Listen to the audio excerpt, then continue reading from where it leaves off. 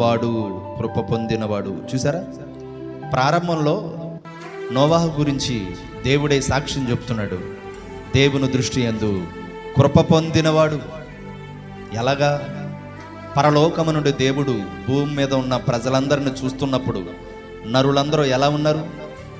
తినుచు త్రాగుచు విచ్చలవిడిగా పాపం చేస్తూ, వాయు వరస లేకుండా పాపం చేస్తూ, దేవుణ్ణి విడిచి దేవుణ్ణి మరచి జీవిస్తున్న దినాలలో నోవాహు, తన భార్య షేము, హాము, యాపెత్, తన 3 కుమారులు, 3 కోడళ్ళు, 8 మంది నీతిగా యథార్థంగా నడిచినట్లుగా మనం చూస్తున్నాం.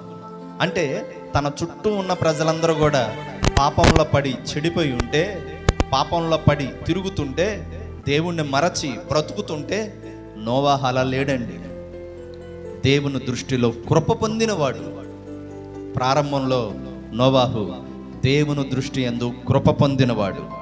రెండవదిగా ప్రియమైన దేవుని బిడ్డలారా, నోవాహు నీతిపరుడు. తన తరములో నిందారహితుడు. చూసారా, నీతిపరుడు. తను ఉన్న ఆ తరములో నిందారహితుడుగా ఉన్నాడు, నింద లేనివాడుగా ఉన్నాడు. అంత నీతిగా బ్రతికాడు, అంత యథార్థంగా బ్రతికాడు. ప్రారంభంలో అంత దేవుని యందు భయభక్తులు కలిగి బ్రతికాడు. అంత మాత్రమే కాదు, ప్రయాణంలో ఎలా ఉన్నాడు? ప్రియమైన దేవుని బిడ్డలారా, నోవాహు దేవునితో కూడా నడిచినవాడు. ప్రయాణంలో కూడా దేవునితో నడుస్తున్నాడు. సన్మార్గంలో నడిచినవాడుగా, పరిశుద్ధతలో నడిచినవాడుగా, యథార్థతలో నడిచినవాడుగా కనబడుతున్నాడు. పరిశుద్ధ గ్రంథములో మొట్టమొదటిసారిగా ప్రజలకి సువార్తను ప్రకటించిన వాడుగా నోవాహు కనబడుతున్నాడు. ప్రజలారా మారండి, ఇదిగో భూమి మీదకు జలప్రళయం రాబోతుంది, ఆకాశము వాకిళ్ళు తెరవబోతున్నాయి, ఇదిగో దేవుడు 3 అంతస్తులు గల ఓడ చేయమన్నాడని ప్రజలకు సువార్తను చెప్పినవాడు నోవాహు అండి. అంత సువార్త చెప్పినవాడు, దేవునితో కూడా నడిచినవాడు.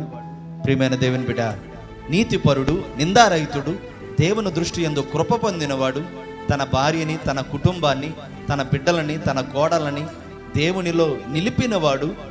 అటువంటి గొప్ప సాక్ష్యము సంపాదించుకున్న ఈ నోవాహు జలప్రళయం వచ్చినప్పుడు ఆ ఓడ తలుపులు దేవుడు మూసివేయగా ఆ 8 మందితో పాటు పక్షులు, ప్రాణులు, జీవరాశులు, మృగాలు, జంతువులు, ఇవన్నీ కూడా ఇప్పుడు మన కంటికి కనిపిస్తున్న సకల ప్రాణులు, జీవరాశులన్నీ జీవించి ఉన్నాయంటే అలనాడు నోవాహు కట్టిన ఆ ఓడలోకి ఇవన్నీ ఉన్నాయి. మొత్తానికి 40 పగళ్ళు 40 రాత్రులు ప్రచండ వర్షము, జలప్రళయము ఆగిపోయిన తర్వాత నోవాహు ఓడ అరారోతు కొండ మీద ఆగిందండి. అలా ఆగినప్పుడు నోవాహు మొట్టమొదటిగా, ప్రియమైన దేవుని బిడ్డ, కాకిని పంపిస్తాడు. ఆ కాకి వెళ్ళిపోతే తిరిగి రాదు. పావురాన్ని పంపిస్తాడు. ఆ పావురము తిరిగి వచ్చింది. వస్తూ త్రొంచబడిన ఒలీవ మొక్కను తీసుకొచ్చింది. ఆ ఒలీవ మొక్కను తీసుకొని వచ్చినప్పుడు నోవాహు జలప్రళయం ఆగింది అని ఆ అరారోతు కొండ మీద నుండి దిగి దేవునికి ఒక బలిపీఠం కట్టినట్లుగా మనం చూస్తున్నామండి. అప్పుడు నోవాహు యెహోవాకు బలిపీఠము కట్టి, ప్రియమైన దేవుని బిడ్డ, ప్రారంభంలో దేవుని దృష్టి యందు కృప పొందినవాడుగా, ప్రారంభంలో దేవుని యందు నీతిపరుడుగా, ప్రారంభంలో దేవుని యందు నమ్మకమైన వ్యక్తిగా ఉన్నాడు. ప్రయాణంలో సువార్తను ప్రకటించిన వాడుగా ఉన్నాడు. తన కుటుంబాన్ని నీతిగా నడిపించిన వాడుగా ఉన్నాడు. దేవునితో కూడా నడిచిన వాడుగా ఉన్నాడు. అలాగే దేవునికి బలిపీఠము కట్టి కృతజ్ఞత కలిగిన వాడుగా ఉన్నాడు. మరి అటువంటి ప్రయాణములో అంత మంచి సన్మార్గంలో నడిచిన నోవాహు అరారోతు కొండ దగ్గర నుండి దిగి వచ్చిన తర్వాత ఏం చేశాడు? జలప్రళయం తర్వాత తన జీవితం పతనం అయిపోయినట్లుగా మనం చూడొచ్చు. జలప్రళయం తరువాత అతడు ఒక ద్రాక్ష తోట వేసుకొని ద్రాక్షరసము త్రాగి మత్తుడైపోయి వస్త్రహీనుడిగా పడిపోయాడండి.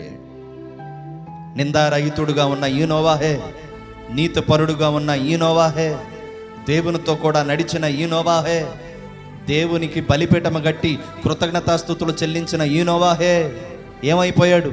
ద్రాక్ష తోట వేసి ద్రాక్షరసము తాగి మత్తుడై వస్త్రహీనుడై పడిపోయినట్లుగా మనం చూస్తున్నాం. ఎంత విచారకరం! ప్రారంభంలో ఉన్న భక్తి ముగింపులోకి వచ్చేసరికి ఏమైపోయింది? ప్రారంభంలో ఉన్న ఆత్మీయత, ప్రారంభంలో ఉన్న నిజాయితీ, ప్రారంభంలో ఉన్న యథార్థత, ప్రారంభంలో ఉన్న పరిశుద్ధత ముగింపుకు వచ్చేసరికి ఏమైపోయింది? ఈరోజు చాలామంది అండి, మేము ఎన్నో సంవత్సరాల నుండి దేవుని నమ్ముకున్నాం, మేము 30 ఏళ్ళ నుండి దేవుని నమ్ముకున్నాం, 20 years ఎక్స్పీరియన్స్ మాకు క్రిస్టియానిటీలో, 10 years ఎక్స్పీరియన్స్ మాకు క్రిస్టియానిటీలో, మేము బై బర్త్ క్రిస్టియన్స్, ఇదిగో మా తల్లిదండ్రులు క్రైస్తవులు, మా పూర్వీకులు క్రైస్తవులని మాట్లాడుతూ ఉంటారండి. దేవుడికి కావాల్సింది ఎక్స్పీరియన్స్ కాదు, దేవునికి కావాల్సింది ప్రియమైన దేవుని బిడ్డలారా సంపూర్ణమైన క్యారెక్టర్ దేవునికి కావాలండి. సిన్సియారిటీ కావాలి, సీనియారిటీ కాదు. నువ్వు సీనియారిటీ భక్తుడువా, సీనియారిటీ క్రైస్తవుడువా, నీ సీనియారిటీ నీ దగ్గరే పెట్టుకో. దేవుడికి కావాల్సింది సిన్సియారిటీ. ఒకప్పుడున్న భక్తి ఈ రోజుల్లో చాలామందికి ఏమైపోతుందో, ఒకప్పుడున్న యథార్థత ఈ రోజుల్లో చాలామందికి ఏమైపోతుందో, ఒకప్పుడున్న పరిశుద్ధత రాను రాను రాను రాను కనుమరుగైపోతా ఉంది. నా ప్రియ దేవుని బిడ్డ, నేను ముగిస్తున్నా ప్రియమైన దేవుని బిడ్డ, ఒకప్పుడున్న యథార్థత